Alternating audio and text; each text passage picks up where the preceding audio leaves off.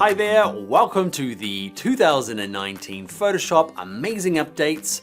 My name is Daniel Scott and I am an Adobe certified instructor for Photoshop. And what I've done in this video is I've gone through all the new features and I've kind of curated them to put the super fantastic, amazing stuff at the front and kind of work our way back through. It doesn't get worse, it just gets more obscure and the amount of people it affects is probably smaller, in my opinion. There's also exercise files that you can use to play along with this course, so there'll be a link on the page to download those. And if you like my teaching style, I've got full courses on Photoshop. There's an essentials for the people who need the fundamentals done again, and if you're a hardcore Photoshop user, try my Photoshop Advanced course. All right, let's jump in. Okay, the best feature in Photoshop 2019 is something called ContentAware Fill. You might have heard of that before, but the workspace they've created is really cool. So if you're following along, go to File, Open, and open up these three: ContentAware Workspace 1, 2, and 3. So we'll start with 1. The old version of ContentAware, I'm just using the lasso tool here. I'm gonna go around the outside. This has been around a while. You went to Edit, you went to Fill, and you left everything by default. You clicked OK and it was magic. So it's really good at getting small parts of a larger image, especially kind of nature. It's really easy. Where it gets tough is when you've got this, say, larger object that's it's proportionally quite big compared to the rest of the image. Okay, so I've selected it all, use the same technique, and hopefully it's going to break. You can see it's done an okay job, but you can see over here, it's actually started grabbing the kind of out of focus land here. And it's like, oh, I wish I'd just grabbed this over here. And that's where the magic happens. So I'm going to undo. To activate this new feature, go to Edit. And it's this one here called ContentAware Fill. You might be like, hasn't that always been there? Nope, it's new. And what happens in this case is that you end up with this new kind of workspace, this new work area. On the left is what we want Photoshop to sample. And on the right here is your kind of dynamically updated result. So it's worse than it was. So what we're going to do is we need to do nothing actually. You should have these all by default, these tools, and just paint out the things you don't want included. Okay, so I want to say Photoshop, don't include any of this, please. And your computer's going to stress out a little bit because on the right hand side there, as I'm painting this out, it's trying to like dynamically update. It's spinning away. Watch this. Wait for this thing to be done, and that's a whole lot better. So if you're like me and you use ContentAware Fill to remove like this little thing, and then it removed it but replaced it with something worse, this is just a really nice little extra feature. So try Edit Fill first using ContentAware, and if that doesn't work or you get a bad result, jump into here, go to Edit, and then the ContentAware Fill option. Other things you should know. Here on the right under Fill settings, you've got this thing called color adaptation. And what I've found is don't worry too much about the word color adaptation. It's more like I will try using option A or B and watch this update. It'll try again with different kind of color blending modes. And you can just see whether you like it better or worse. They look much the same, very high. See, that did a whole different job. So you get like a couple of goes at it and you go back. None, worse. So I think our original default one was great. One of the other perks for this method here is you can see it says output settings. So it's going to output to a new layer by default. You can jam it into the current layer. And that's what the old version did. That was kind of destructive editing, right? It's a new layer. I'll show you. Click OK.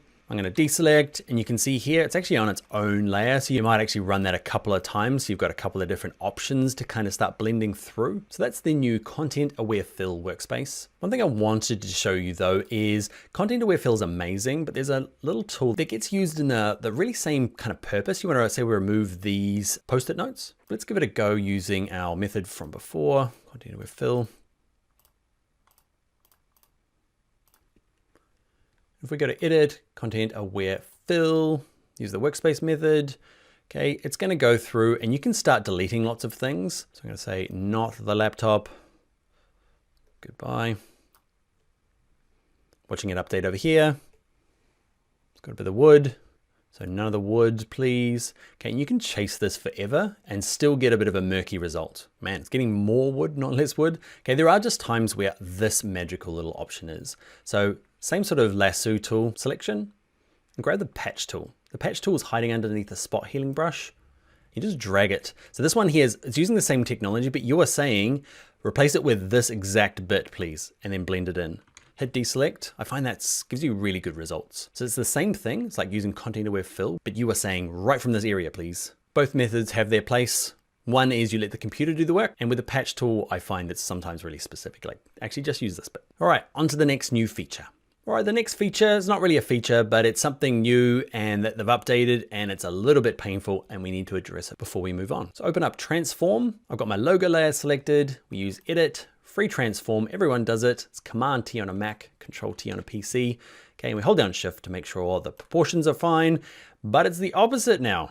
Okay, if you hold down Shift, it squishes it around. So I'm gonna hit Escape. So all we need to do now is Command T or Control T and just grab one of the corners, and you don't hold anything down now. It's one of those weird changes that it's a little bit hard to get used to. I've been using it for maybe about 2 weeks now, and it's totally good. And I've totally got used to it now. And I can see why. Remember, if you hold down Shift, you can break it, but in old versions of Photoshop, you saw people who did that with logos and images. And because they're newbies, they're like, what, it's fine. You're like, no, you've destroyed the logo. So by default, they shouldn't be able to break it. But for you, hold down Shift if you do want to distort it. It's the same here for this underneath layer. If I'm using Edit, anything that has those transform bounds now has changed. So ContentAware Scale, I love this feature. It's been around a while though. So if you don't hold anything down, it just kind of well, it scales it proportionately. So I want to actually just drag it this way. So I've got to hold Shift and use this right-hand side. Magic new background. Love it. All right, if you hate it, you can go into preferences and turn it off. One tiny little update as well is the undo. The undo used to toggle. Okay, you hit Command Z or Control Z on a PC, and you hit it a couple of times, and it did this. It went forward, backwards, forward, backwards. Then you had to hold down like a zillion keys on your keyboard and hit the Z key to get it to kind of do this one, the one that everyone wants. You wanted the one that said step backwards. So that's changed by default. So Command Z will just keep going backwards and undo right to the beginning. It used to be called step backwards. That's kind of more in line with other Adobe products and just products in general. Let's get on to something more sexy like the Frame tool.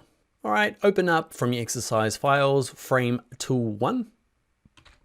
So really this is the second most favorite tool. Transform and undo options are just necessary things to address. Why this is really cool, I've got this kind of web UI mock-up thing. It doesn't really matter what you're doing it with. Think of a frame as a mask. If you've used InDesign or Illustrator, they use this technique all the time when they're doing clipping masks. So the frame tool is this one here. Now, if these tooltips are driving you mad, they drive me mad. On a Mac, Photoshop CC, Preferences, Tools. On a PC, it's Edit, Preferences, Tools, and Rich Tooltips, gone. Okay, so the frame tool, I'm going to pick a square one and I'm going to drag from here to here. And what you'll notice is the layers panel has this new setup here. That's what a frame looks like. What I'm going to do is grab my move tool. I'm going to duplicate to have a couple of versions. Okay, for my little mock-up here. They're empty frames at the moment. To add things to this frame, you can drag them from your library. Got an image here. Just drag them in. The cool thing about them is they load them proportionately. Okay, so they'll fill the frame. It's really nice. So you can drag them from your library. You can click on them and go to your properties panel. There it is there. You can say insert image from, you can get it from Adobe Stock, or I'm going to use this from my local disk and I'm going to embed one. So I'll use Frame Tool 3. You end up at the same position, or I'm not sure why I do this all the time. I like to see the Finder window. Just drag from this straight into it. Anyway, there's lots of ways of dragging it. You can see how much nicer the layers panel is. There's lots of other ways of doing this. I used to use clipping layers, but I'm totally switching to frames now. Let's have a look at another way of using it. So let's open up Frame Tool 5. Zoom in. So we created the frame and then dragged in the image. You can do it the other way around. So I'm going to go to File, Place Embedded. I'm going to grab Frame Tool 6. A little bit big. Get it to roughly the right size. Turn. So I've got an image and I want to drag a frame around it. So I've got the layer selected.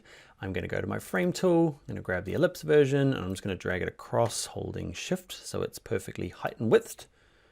You can see there, it's just converted it into a frame. Now, when you are working with frames, okay, I'm going to go to the Move tool. There's a way of working with it on the screen. You can double click it. You can see it kind of pulls apart and I can see the two rectangles. This is my outer one is the image, okay, and I can work on it separately from my frame. If I grab the edge of the frame though, I can drag it around, I can resize it. Now those shortcuts, I've kind of got used to them. I find it's easier just over here. You can see the white line around the outside, so I can click on the mask, or I can click on the image. I find that's just a little easier. So the image selected, I can transform it and scale it over. Remember, not holding shift. If you want to move both of them, you can hold shift and click both of the things and just move them around, move it backwards. What you'll also notice is that in here, my layers panel, you can see it converted that image into a smart object if it's not already. You can also add a stroke to the frame, which is handy. Okay, so with the frame selected here, in my properties panel, I'm going to double click this to shrink it up. My properties panel, I've got the stroke and I can decide on what color I want. I don't even know. Pick one, Dan, come on. And you can pick a size and you can see, I can decide whether I want it the inside, center, or the outside. Surprisingly handy instead of having like 2 layers with stroke effects applied to the top one, or a separate circle image. All right, let's look at another way of using it. So go to File, Open, and open up Frame Tool 7. So it's not just rectangles and circles, you can use text. Okay, pretty much any sort of vector path in Photoshop can be converted. So I'm gonna use the Type tool, I'm gonna type in Daniel, because it's my name, and nice big font. Drag this, get it close. Okay, so once you've drawn the text, you need to convert it into a frame. It's no longer gonna be editable text. Okay, so just right click the word Daniel and go to this one here. It says convert to frame. That all works for me. Click OK. Now you can use any of those techniques from earlier. I'm going to use this one. I'm going to use Frame Tool 8. Get in there. Now you can see my image just happens to be not as big as the text that I had. So remember, it's easy to click on this, Command T or Control T on a PC. Don't hold down Shift. You can hold down the Option key on a Mac or Alt key on a PC to drag from the center. That's kind of handy. Hit Enter. Now you can't do some things with these frames yet. Okay, I imagine they'll add them all. So looks like you can add a drop shadow, but it doesn't seem to apply. It's there, just doesn't work. There's ways around it. Okay, you can just create a group, stick that layer in that group, and that group can get a drop shadow. So it's a workaround for the moment. I'm sure it'll get updated to be able to show these things. Click OK, and if I'm destroying these things with effects, I'm going to select them all, I'm going to make them all a smart object, and the world's best filter in all the land, you know what it is, lens flare goodness. Job done. So anything can be a frame. We've used circles, text, rectangles. I'll show you a couple more before we move on. I'm going to open up Frame Tool 9. We're going to forget about the pen tool. We're living life with the new curvature pen tool. It's new from the last version. If you haven't started using it, it's amazing. Double click for a corner, click once for a curve, double click for a corner, click once for a curve, another curve, double click for a corner, click once for a curve, double click for a corner, once for a curve. Never sure what to do in that last one. I'm converted man from the pen tool, the curvature tool, but draw anything, doesn't really matter what you've drawn it with, the freeform, the pen tool. What you need to do to convert it to a frame is I want this frame to kind of wrap around and mask this background. It won't work if the background's locked. Just double click the background, layer 0, I should name it, never do. Click this top layer here, and because it's just above it, if I right click the word shape 1 and say convert to frame, click OK. Magic, huh? I'm going to jump to Illustrator. I've got a shape I've drawn in here. Okay, I'm going to select my little whale. Note that I've done an upgrade course. Note that I've done upgrade 2019 features for Illustrator as well. I'm going to copy it from here, paste it into Photoshop. Make sure it is a shape layer. Click OK. It's a bit big. Transform them down. There we go. Click OK. Same as before. Can't be a locked background. Double click it. Click this top one and right click it. Convert to frame. Because it's right above it, it should mask it all in there. Remember, I can work on the frame, move it around, or I can work on the image on the inside. By clicking on this one, you can see the little white dots around it. Transform it, there it is there, I can move it around. One thing you'll notice in this version as well is when I transform, can you see it's missing that target in the middle? Click OK. If I go back to the old version of Photoshop, remember this? See that target there? It's perfect. Okay, but like I'm a teacher, so whenever like I say transform something and move it, they all try and move this and they're like, it's not moving. Okay, so they've got rid of that target. You can turn it back on in the preferences if you loved that little target, but it's gone in the latest version. See, gone. Now, little notes about this, really it's only for images. The frame can be vector stuff and text and all that sort of stuff, but you can't put editable text inside them at the moment. So shape layers and text won't, can't be the thing that's on the inside of the frame. They can be the frame, so it's mainly images on the inside. Images and smart objects. The other thing to note is if you want to get rid of a frame, say it's accidentally happened, you can right click the layer, any in this text here, and there's an option that says remove frame from layer, and it's gone. All right, let's get on to the next feature. All right, before we hit the next feature, if you are enjoying this video, you like my teaching style and you want to help me out, hit like on this video, consider subscribing to the channel, and you might consider doing my Photoshop Essentials or Photoshop Advanced tutorial class. There'll be a link in the description to check that out. All right, let's get on to the next feature. All right, the very next best feature, number 3, in my humble opinion, is live blending modes. It's a simple one. I'll show you what it does. We're putting this, for no good reason, we're putting an island in a bottle. So live blending modes 2, I'm gonna drag it into live blending modes 1. I'm gonna rotate it around, not holding shift. I'm gonna try and scale it to get into position. A little bit too small, nobody will know. Return, and I want it to blend with the background. So I want a layer mode, and if you've done it before, you went normal, dissolve. Dissolve never works. So then you went darken, and then you went multiply, and you clicked on all of these and went bananas. But now I don't actually have to click on them. Look at this. I can just kind of scrub through and find one that works. Oh, look at that. Which one do I want? Soft light, you'll do. Looks like it's kind of underwater now. That shortcut still works if you're using the crazy way of move tool, hold shift, hit plus on your keyboard. That still works. But you don't need it now. It took me ages to learn that shortcut. Now, all you need to do is hover. Thank you, Adobe. Next feature, please. Now this next feature is called Select Subject. This would have been totally number 1 if it had come out in 2019 release, but they snuck it in halfway through 2018. And if you're like a lot of people, you didn't even check what the new updates were. You just went, yes, update. If that sounds like you, this might change your life. So I've got Select Subject 1 open. I'm going to go to Select, and this thing here should be called, it should have an exclamation mark or super fantastic afterwards, but it doesn't. Just click Select, click Subject, stand back. How good was that? Now, I've been using it for a while now. It gets you kind of 90% there, sometimes closer. It depends on how picky you are, but let's add a mask by clicking this little icon down the bottom here, Layer Mask. Look at that. Don't look too closely at the details, but if you just need a rough cut, actually that's better than a rough cut. It's, I'd say 95% there. Now the Select Subject 2 option has a couple little issues that we want to I just want to show you how to kind of really perfect the Select Subject. It's going to do a pretty amazing job getting the edges. We're going to add a layer mask, and you can see the beard here needs some work and there's a chunk here missing. So what we can do is use it in combination with the Select and Mask. So make sure the mask is selected, not the image. Mask, click on Select a Mask. Now what I've done is I've switched mine to be on black, and maybe it's a bit dark, just to see a bit of a contrast. Now with this hair along here, okay, this tool here is the best. It's the one I think selected by default. Pick a size. This one here you can kind of see from the icon. It's really good for hair. Basically all it says is go and do this again, please. Look at that. It's really good for edges of hair, things that are moving. For larger chunks like this person down the bottom here, this person, that gap, grab this top option, the quick selection tool. Set it to minus, pick a size that fits. Cool, huh? Just kind of gets rid of that.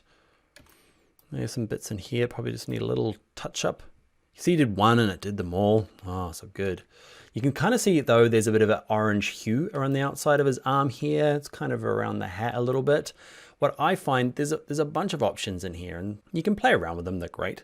I find the magic bullet though is this last option. You might have to twirl down output settings, and this one here, decontaminate colors. It's like this magic thing that happens. Watch, click once, and it didn't really, you also notice it more in the beard here. Watch this, orangey beard, not orangey beard. Orangey beard, not orangey beard. I got a bit closer with my redefine edge for his face. Be a little bit more careful than me. Let's crank this up to 100%, redefine, on, off. That looks more more exciting. Let's click open, and other than I selected a bit too much of his cheek, it's a pretty amazing mask. So it came out earlier in the year. It's Select Subject. It doesn't have to be people. It's just kind of like a main object in it. So if you're doing product photography, it works great. I jumped out of the video and found this just to kind of show you it doesn't have to be people. It can be bears, stuffed bears. Select Subject. wait for it to do its thing, hit the button, and it's not perfect, but it's pretty amazing. And again, if you find the edges aren't perfect for you, click on the mask, select range, grab this little feathery guy here and just kind of paint the edges, and somehow it just magically finds the edges of the bear. All right, now we're finished with this tool. It came out earlier in the year, but I bet you missed it. It's a brilliant tool, especially if you combine it with select and mask. All right, on to the next feature. All right, the next feature is something called Quilt Warp. So from your exercise files, open up these 3 warp files, 1, 2, and 3.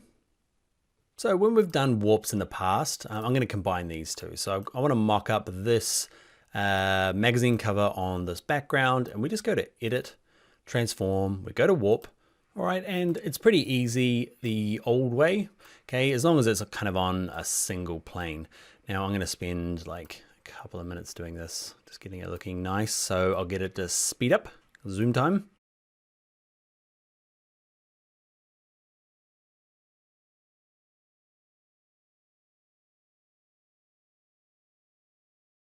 All right, so not my best work, but it was quick, it's easy. As long as it's on a single plane, it's nice. And if you've used it much before, you know that if I want more control, okay, I can add a bit more of a grid. So edit, the same sort of thing, edit, transform, warp. I can jump to this kind of like 3x3 grid, and that's cool as long as everything's uniform. Okay, so my next example is going to require a little bit more customization, and that's where this Quilt Warp option works in. So in Warp 3, I want to get the vine to kind of wrap around the text a bit. So I need to move it up. So first of all, I'm going to mask this background, probably in this one because it's one simple color. I'm going to select on the vine and use the handy dandy select color range. It's done a pretty good job straight up. And so you can click in here with the eyedropper and say, I want that color, then raise the fuzziness to say, kind of pick his buddies, pick the other bits of green. And you can add the plus button to say, and this, and probably not as fuzzy anymore. Eventually you'll get something pretty good. Let's click OK. Not a bad selection. Let's add a mask. But now what I want to do is turn Dan on and get it to kind of wrap up the top here. If you're doing this along with me, you don't have to use Dan. You can use your own name. So with the image selected, I'm going to use that same thing, edit, transform, warp. And these are the new features. They call it Quilt Warp. Well, they've told me that's what they've called it. But really it's this split along the top here. It allows you to add your own custom ones. So you can either do it both horizontal and vertical, okay, and add a custom point, which is cool. I'll undo that, or you can just do a horizontal or a vertical and just get kind of real, just simple controls. It's up to you. I'm in this case going to use the split one, and I'm going to hopefully, I practiced this beforehand. Well, in all honesty, I try to make it look cool. So I'm going to add 2 there. So I don't have to kind of use that grid, which can be really, even though it's only 3x3, it can be really complicated. So I'm going to raise these 2 up here because I want it to kind of come up and look like it's over there, and just a little bit of messing around to try and get it to look real.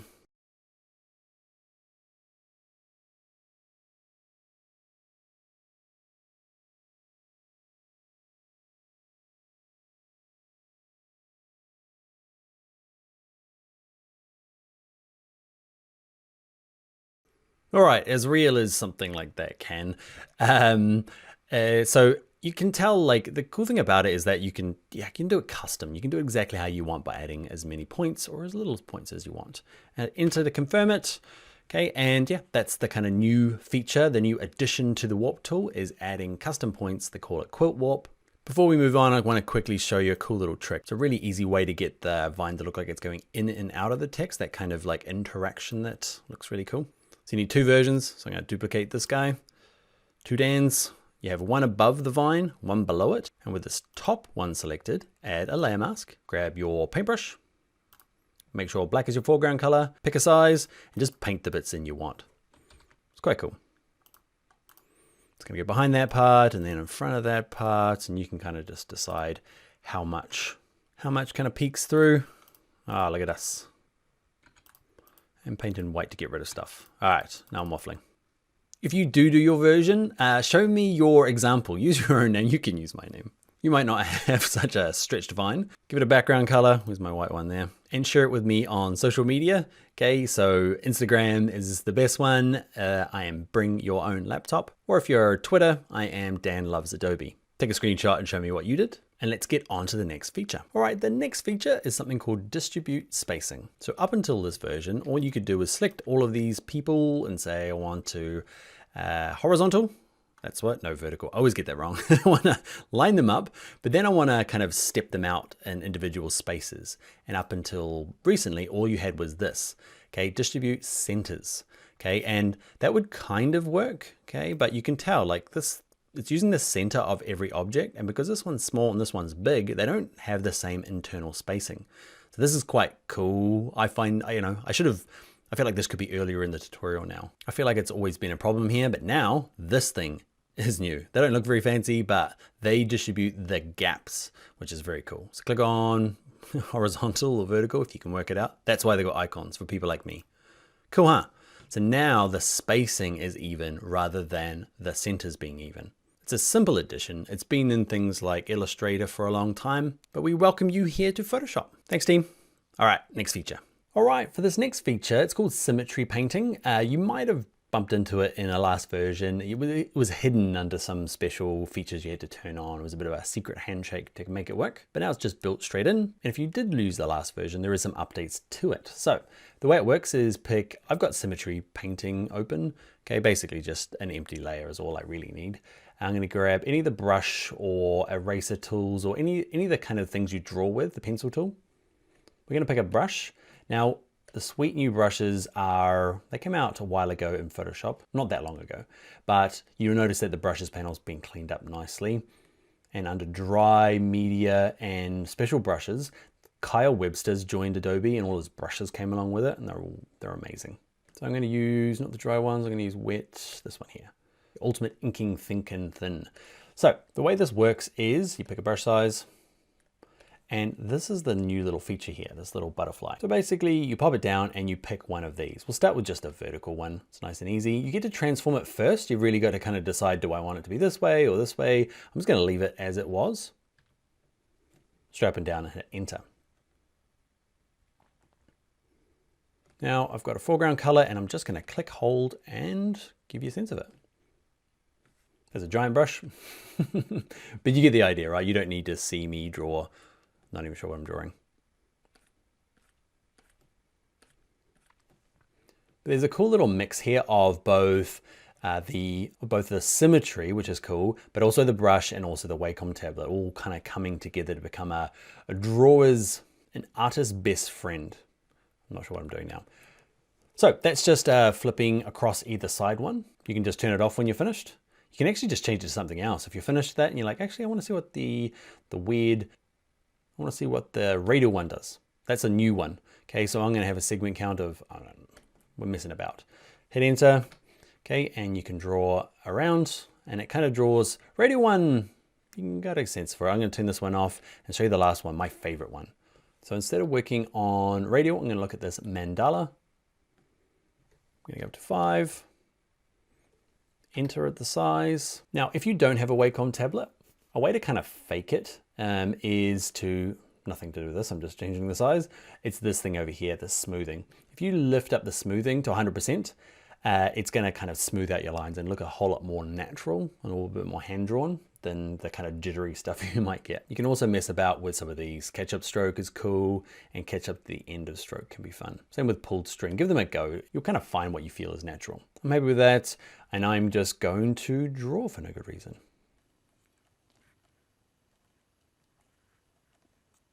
Now I'll speed this up because I'm just gonna play around with it for a little bit.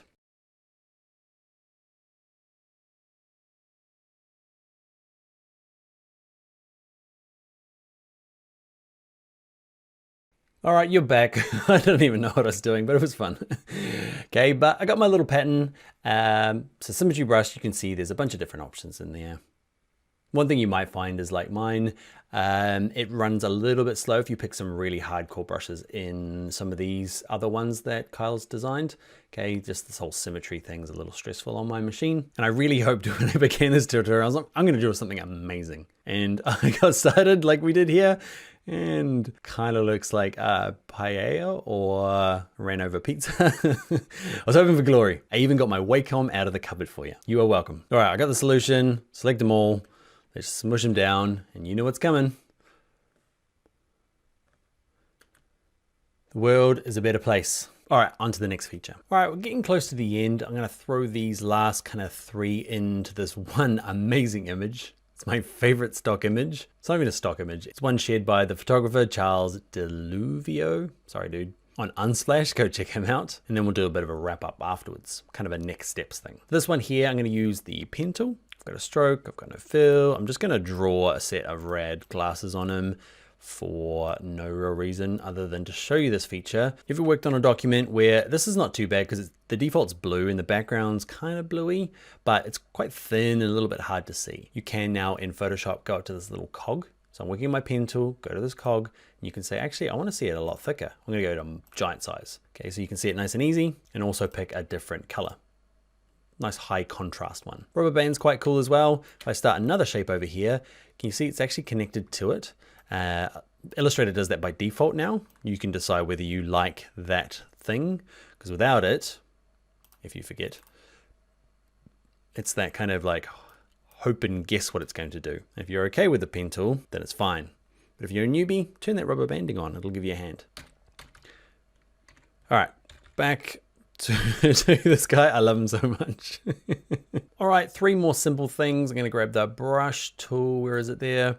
I'm gonna make a new layer, and under colors here, this is the color cube, right? So we've been using this forever and it's handy, but they've made a handier one. Okay, it's called color wheel.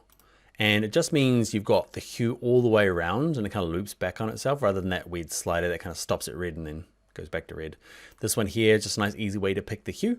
Okay, and within that hue, you've got the option of like a fully saturated, and then you can start washing it out all the way to white or darkening up to black and anywhere in between. It's common in some other kind of fields, like some of the video work in Premiere, and it is just quite handy. Especially, I love the hue, saturation, and brightness. RGB is weird, especially when it's a slider, but this here is quite nice. So we're not doing it for anything else other than to add this man a little, it's meant to be a mustache. Where's a mustache on a dog go? There.